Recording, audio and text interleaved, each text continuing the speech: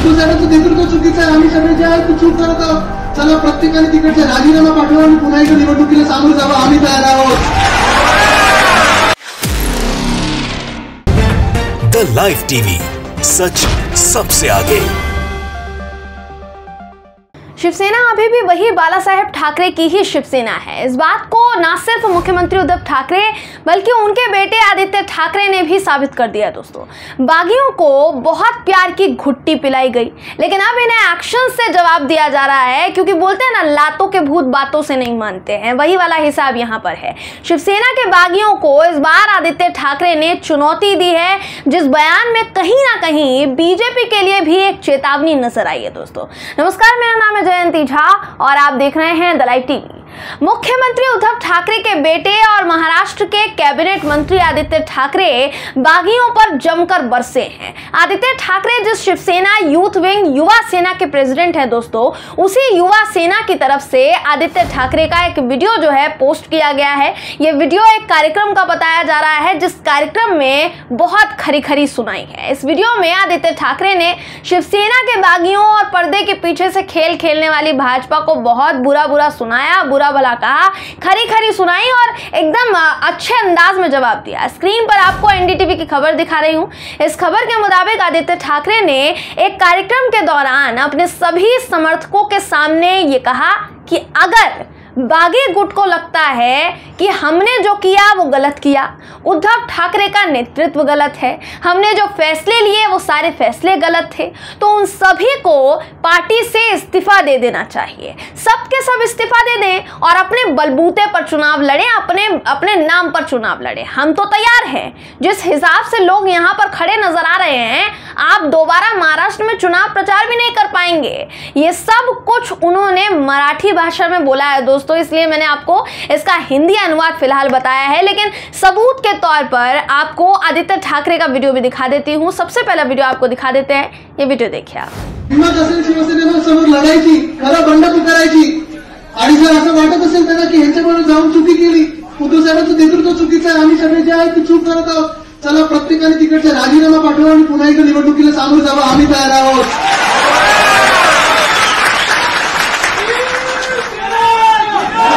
मला माहितीये की ह्या रडणाऱ्याचे इथे उभे आहेत, प्रचाराला बाहेर पडू देणार नाहीत त्यांना या महाराष्ट्रामध्ये. जी, तो आदित्य ठाकरे ने सभी बागी नेताओं को चुनाव लड़कर जीतने की चुनौती दी है. उनके इस बयान के जरिए कहीं ना कहीं बिल्कुल ये साफ हो जाता है दोस्तों कि एकनाथ शिंदे समेत जितने भी बागी शिवसैनिक हैं, वो सब अपना धावा बोलने की कोशिश कर रहे हैं शिवसेना पर. उन सबके मंसूबों पर पानी फिरने वाला है. अब ये तो देखिए, जग जाहिर है, शिवसेना से गद्दारी करने के बाद जितने भी बागी नेता हैं शिवसेना के, उनकी छवि इस वक्त महाराष्ट्र में जो बन चुकी है, उसके बाद चुनाव जीतना इनके लिए बहुत मुश्किल हो जाएगा. ऐसे में अगर आदित्य ठाकरे इनको चुनौती दे रहे हैं कि भैया चुनाव लड़कर दिखाओ, तो ये इन बागियों के लिए चिंता का विषय है. बहुत चिंता वाली बात है, इनको चिंता करने की जरूरत है. आदित्य ठाकरे ने आगे कहा कि जब वो फ्लोर टेस्ट के लिए मुंबई में उतरेंगे, तो हवाई अड्डे से विधान भवन तक का रास्ता वर्ली से होकर जाता है. वर्ली के बाद परेल और फिर भायखला. उन्हें बांद्रा और कलीना भी पार करना होगा. महाराष्ट्र हमारा है और हम किसी को महाराष्ट्र पर कब्जा नहीं करने देंगे. ये संदेश बीजेपी के लिए था, बागियों के लिए भी था. आपको ये वीडियो भी दिखा देती हूँ आदित्य ठाकरे का. ये वीडियो भी देखिए दोस्तों. मुंबईत उतरतील, एअरपोर्ट कडून विधान भवनाला जाण्याचे रस्ते आपल्या वर्लीतून आहेत.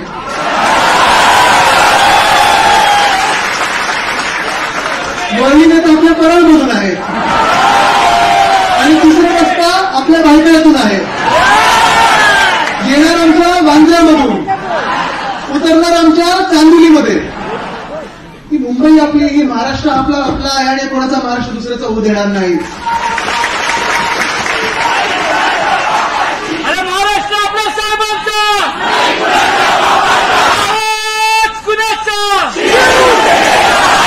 जी, तो आदित्य ठाकरे की ये जो गर्जना है दोस्तों, एकनाथ शिंदे और बागी विधायकों के लिए खतरा हो सकता है। देखिए, जिस तरीके से एकनाथ शिंदे का विरोध हो रहा है इस वक्त महाराष्ट्र में, उनके बेटे के ऑफिस पर हमला हुआ, तोड़ दिया गया, शिव सैनिकों ने सड़क पर उतरना शुरू कर दिया है, उसकी वजह से ये जितने बागियों की टोली है इतनी ज्यादा खौफ खा चुकी है, डर चुकी है कि बीजेपी से कहकर सिक्योरिटी दिलवाई गई बाकायदा।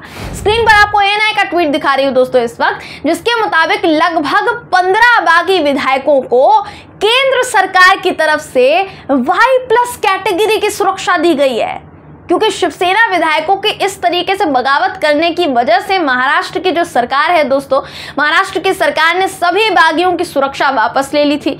लेकिन केंद्र सरकार की तरफ से बागियों को सुरक्षा मिलने का मतलब ही यही है कि बेशक एकनाथ शिंदे ने किसी भी बड़ी राष्ट्रीय पार्टी के साथ उनका सहयोग होने से या फिर उनके ऊपर हाथ होने से पैर पीछे खींच लिए हैं, अपना बयान उन्होंने बदल दिया है कि किसी राष्ट्रीय पार्टी का उनके सर पर हाथ नहीं है। लेकिन ये बिल्कुल यहाँ से साफ हो रहा है कि बीजेपी महाराष्ट्र में सरकार बनाने के लिए एड़ी चोटी का जोर लगा रही है और बीजेपी को लग रहा है कि भाई एकनाथ शिंदे उनके लिए महाराष्ट्र की सत्ता ले आकर उनके हाथ में दे देंगे। इसलिए बीजेपी को इस वक्त चाहे विधायकों पर करोड़ों रुपया उड़ाना पड़ जाए या फिर जो भी करना पड़ जाए, साम दाम दंड भेद यही तो अपनाकर सरकार हथियाई जाती है, वो बीजेपी कर रही है। दोस्तों, आपको बताना चाहूंगी, सिर्फ आदित्य ठाकरे ही बागियों के लिए चुनौतियां नहीं ला रहे हैं, बल्कि इससे पहले उद्धव ठाकरे भी बाला साहेब ठाकरे का रूप धारण करके बागियों पर जमकर बरस चुके हैं। उन्होंने पहले ही इन लोगों की हवा टाइट कर दी थी, वहीं अब वो इन सभी बागी विधायकों पर एक्शन की तैयारी में भी हैं। स्क्रीन पर आपको एबीपी की खबर इस वक्त दिखा रही हूं। इस खबर के मुताबिक पहले शिवसेना प्रमुख और महाराष्ट्र के मुख्यमंत्री उद्धव ठाकरे ने 16 बागियों की सदस्यता रद्द करने को लेकर डिप्टी स्पीकर को चिट्ठी लिखी थी। तो पहले तो 16 बागियों पर पूरे एक्शन की तैयारी है, अब उनकी तैयारी 7 मंत्रियों के खिलाफ कार्यवाही करने को लेकर भी चल रही है।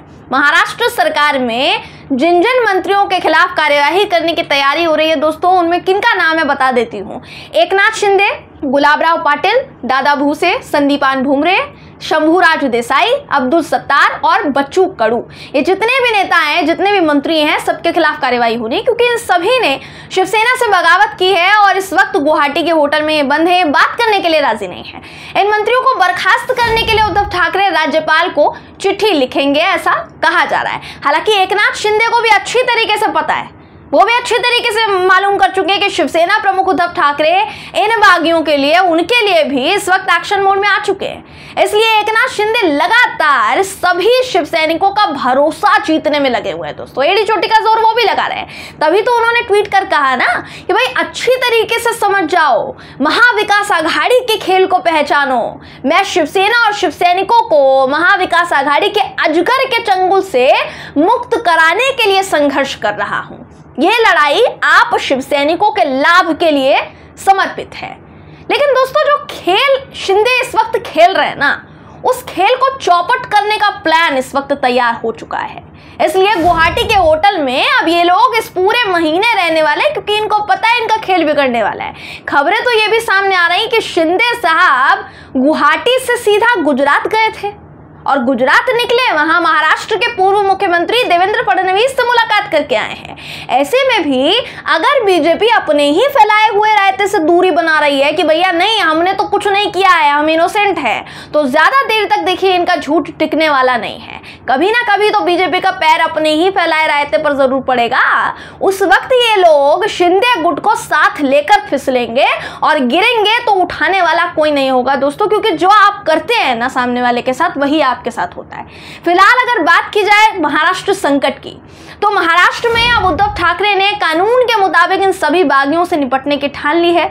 उद्धव ठाकरे ने पहले ही बागी विधायकों को 24 घंटे का अल्टीमेटम दिया था, कहा था 24 घंटे के अंदर अंदर वापस लौट आओ महाराष्ट्र में, लेकिन नहीं लौट कर आए। एकनाथ शिंदे ने इसे भी हल्के में ले लिया। पर अब उद्धव ठाकरे ने बाला साहेब ठाकरे वाले जो तेवर अपनाए हैं ना, उसके बाद शिंदे गुट के लिए मुश्किलें बढ़ती हुई नजर आ रही हैं। यहाँ पर शिंदे गुट को शिवसेना का टैग मिलेगा नहीं तो ये सब शिवसेना से बाहर निकलेंगे। अल्टीमेटली बाहर इनको निकलना पड़ेगा, क्योंकि इस्तीफा देना पड़ेगा। अब अगर शिवसेना से ही बाहर निकल जाएंगे तब तो सारा खेल खत्म, बीजेपी के किस काम आएंगे। बीजेपी पार्टी अगर इन्हें लेती भी है तो उसे फ्लोर टेस्ट में बहुमत साबित करना होगा। पहले फ्लोर टेस्ट में फेल हो चुकी बीजेपी। वहीं उद्धव ठाकरे भी फ्लोर टेस्ट में बहुमत साबित करने के लिए बिल्कुल तैयार है। आदित्य ठाकरे भी बोल रहे हैं, संजय राउत भी बोल रहे हैं। इसलिए चाहे वो उद्धव ठाकरे हो, उनके बेटे आदित्य ठाकरे हो या फिर शिवसेना सांसद संजय राउत हो, इस समय सबने ही शिवसेना के बागी विधायकों को अपने बलबूते पर चुनाव लड़ने के लिए चैलेंज दिया है कि भैया लड़ना है चुनाव तो अपने नाम पर लड़ो। ऐसे में देखना यह है दोस्तों कि एकनाथ शिंदे का गुट चुनाव लड़ता है या फिर नहीं लड़ता है, क्योंकि ये कदम अगर इन लोगों ने बढ़ाया तो शिंदे गुट के साथ साथ बीजेपी के खाब भी चकनाचूर हो सकते हैं। बहरहाल इस खबर पर आपकी राय क्या है कमेंट करके जरूर बताइएगा। वीडियो अगर आपको पसंद आया हो तो वीडियो को लाइक और शेयर करना ना भूलें। फिर मुलाकात होगी आपसे किसी ऐसी ही खबर के साथ, तब तक के लिए नमस्कार। द लाइव टीवी, सच सबसे आगे।